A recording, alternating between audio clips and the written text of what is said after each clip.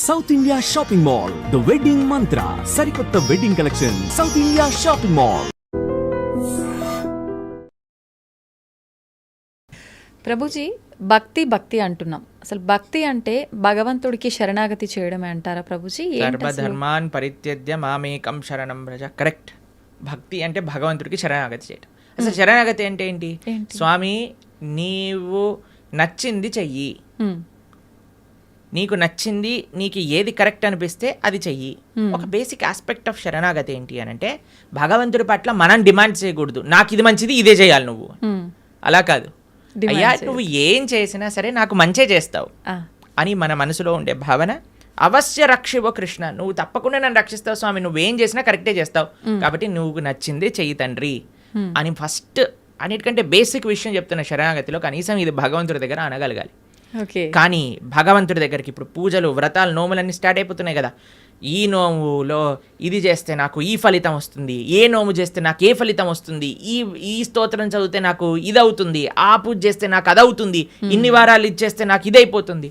Sorry sir, ఇది భక్తి కాదు, ఇది కేవలం పూజ, ఆరాధన కాదు. పూజ చేస్తే పుణ్యం వస్తుంది, ఆరాధన చేస్తే భగవంతుడి యొక్క కృప, భగవంతుడి పట్ల ప్రేమ పెరుగుతుందన్నమాట. కాబట్టి తిరువారాధన అని మనము భగవద్భక్తి సాంప్రదాయంలో అంటాం. స్వామి యొక్క ఆరాధన అనేది యూజ్ చేస్తాం. ఆరాధన అంటే ఎప్పుడైతే ప్రేమ ఉంటుందో, అక్కడ ఎటువంటి అపేక్ష ఉండదో అది ఆరాధన అవుతుంది. కానీ నాకు ఇది కావాలి అని మనం చేస్తే అది పూజ అవుతుంది, దానివల్ల పుణ్యం మాత్రమే వస్తుంది, భక్తి రాదు. కాబట్టి మీరు అన్నట్టుగా భగవంతుడి యొక్క పూజ చేయటము లేదా భగవంతుడి యొక్క ఆరాధన చేయడం యొక్క అన్నిటికంటే గొప్ప ఫలితం ఏంటి అని అంటే భగవంతుడికి శరణాగతి చెయ్యుట. స్వామి, నేను నీ వాణ్ణి, నీకు చెందినవాణ్ణి, నువ్వు నాకు ఏం చేసినా సరే అది తప్పకుండా కరెక్టే చేస్తావు అని భగవంతుడికి కంప్లీట్ శరణాగతి, శ్రీకృష్ణ భగవానుడికి కంప్లీట్గా శరణాగతి చెయ్యుట, దాన్నే భక్తి అని అంటారు. చాలా కరెక్ట్గా చెప్పారు మీరు. ఆ భావన చాలా శ్రేష్టమైన భావన, అందరూ అలవర్చుకోవాల్సిన భావన అది. ప్రభుజీ, ఒక జీవి ముక్తి పొందాలి అంటే మీరు చెప్పినట్టుగా భగవంతుడికి శరణాగతి చేస్తే ముక్తి పొందొచ్చు అంటారా? అదే మార్గం భగవంతుడి దగ్గరికి వెళ్ళడానికి, భగవంతుడి యొక్క సేవ చేయడానికి మార్గమే భక్తి శరణాగతి. ఇంకే మార్గం లేదు. భగవంతుని చేరుకోవడానికి అన్నిటికంటే ఈజియెస్ట్ మార్గం, అన్నిటికంటే బెస్ట్ మార్గం ఏదన్నా ఉంటే అది భక్తియే. ఆ భక్తి తప్ప సమాశ్రితాయై పదపల్లవప్లవం మహత్పదం పుణ్య యశోమురారే భవాంబుదిర్వత్స పదం పరం పదం పదం పదం యద్విపదాం న తేషాం అని అంటారు. సమాశ్రితాయై అంటే శరణాగతి చేయటం.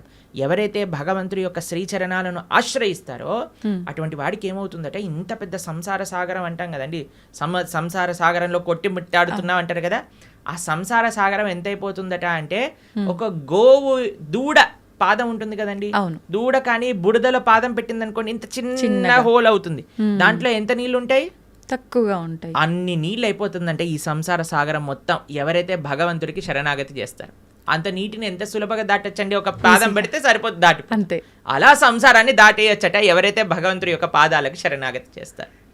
కాబట్టి ముక్తి కావాలి, భగవంతుడి దగ్గరికి వెళ్ళి భగవంతుడి యొక్క సేవ చేసుకోవాలి అని అనుకున్న వాళ్ళకి ఏకైక మార్గం ఏమిటి అని అంటే అది భక్తి శరణాగతి మాత్రమే, ఇంకా ఏ మార్గము పని చెయ్యదు. ఓకే ప్రభుజీ, మోక్షం అంటుంటాం, ముక్తి మోక్షం ఒకటేనా? ఇవి రెండు కూడా భగవంతుని చేరుకోవడాన్నే ముక్తి మోక్షం అని అంటారా? ఎస్, ముక్తి మోక్షము అని అంటే చాలా మందికి ఒక మిస్కన్సెప్షన్ ఏముంటుంది అని అంటే భగవంతుల్లోకి వెళ్ళి కలిసిపోవటము అని అనుకుంటారు, ఐక్యం అయిపోవటము అని అంటారు. చాలా మంది ఈ మాట వాడుతూ ఉంటారు అనమాట. ఐక్యం అయిపోవాలి భగవంతుడి లోపల. మనం ఏమి భగవంతుడి లోపల ఐక్యం అవ్వడానికి పుట్టలేదండి. జీవులం అందరూ కూడా జీవేర స్వరూప హోయ్ కృష్ణేర నిత్య దాస్, మనందరం కూడా భగవంతుడి యొక్క సేవ చేయడానికి ఉన్నాం. ఇప్పుడు చూడండి, ఒక చిన్న పిల్ల ఉంది, ఆవిడికి అమ్మ అంటే చాలా ప్రేమ ఉన్నప్పుడు ఆ చిన్న పిల్ల వచ్చి అమ్మతోటి, అమ్మ మళ్ళీ నేను నీ పొట్టలోకి దూరిపోతాను, నీ శరీరంలోకి వెళ్ళిపోతాను అని అంటే, ఒరే శరీరంలోకి వెళ్ళటం ఏంట్రా, నువ్వు అమ్మ అంటే ప్రేమ ఉంది అని అంటే నువ్వు ఏదో ఒక సేవ చేయాలి, అమ్మకి నచ్చినట్టుగా ఉండాలి, అమ్మకి నచ్చే విధంగా ఉండాలి, అదే సేవ కదండి. అమ్మ పొట్టులోకి వెళ్ళిపోవటం ప్రేమనా లేదా అమ్మకి నచ్చే పనులు చేయటం ప్రేమనా? నచ్చే పని చేయటం. కాబట్టి భగవంతుడి యొక్క భక్తి, భగవంతుడి ముక్తి అని అంటే భగవంతుడు లోపలికి వెళ్ళిపోవాలి అని కోరుకోవటం కాదు, భగవంతుణ్ణే అయిపోవాలి అని చాలా మంది అనుకుంటూ ఉంటారు అనమాట. కానీ అది కాదండి ముక్తి అంటే. ముక్తి అంటే భగవంతుడి యొక్క సేవ చేయటం. భగవంతుడి యొక్క సేవ కాదు, భగవంతుడి యొక్క భక్తుల యొక్క సేవ.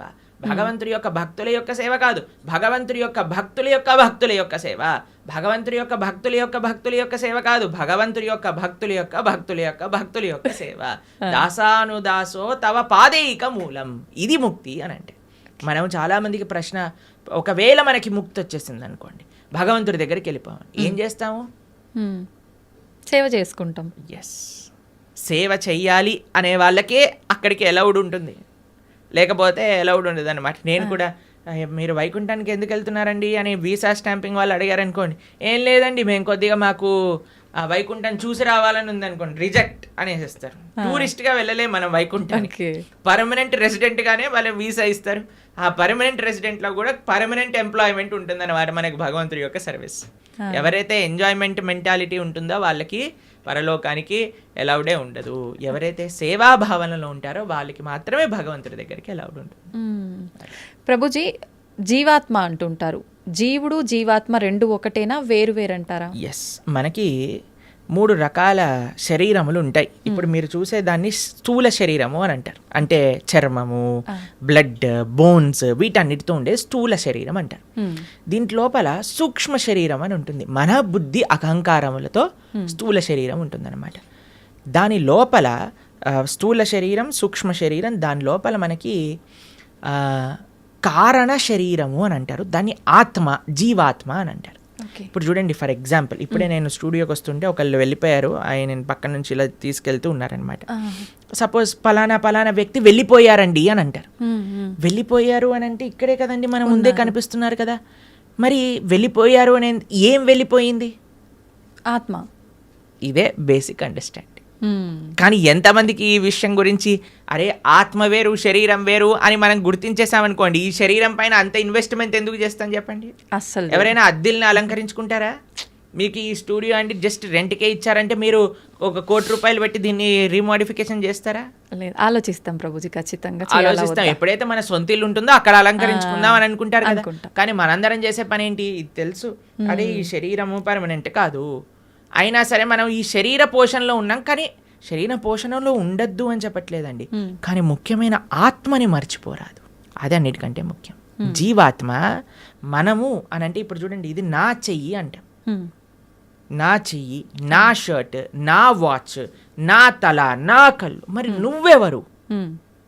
నా నా నా నా అంటున్నావు కదా, మరి నువ్వెవరు అని కానీ మనం ప్రశ్న చేసుకుంటే మనకు తెలుస్తుంది మనం ఈ శరీరం కాదు. శరీరం అయితే మరి ఆ వ్యక్తి అలానే ఉన్నాడు కదా, వెళ్ళిపోయారు అని ఎందుకు అంటున్నారు? జీవులం మనం, మనందరం కూడా ఆత్మ, అదే జీవాత్మ అంటారు. కేవలం ఈ 3 కాదండి, ఇంకొక ఆయన కూడా మన శరీరంలో ఉన్నారు, ఆయన పరమాత్మ. మన హృదయంలో, హృదయ స్థానంలో 2 ఉంటారు వ్యక్తులు, జీవాత్మ, పరమాత్మ, 2.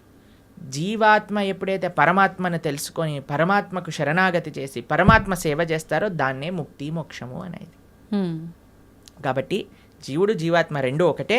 జీవాత్మ ఒకళ్ళు, పరమాత్మ ఒకళ్ళు. పరమాత్మని తెలుసుకోవటమే జీవుడి యొక్క లక్ష్యం.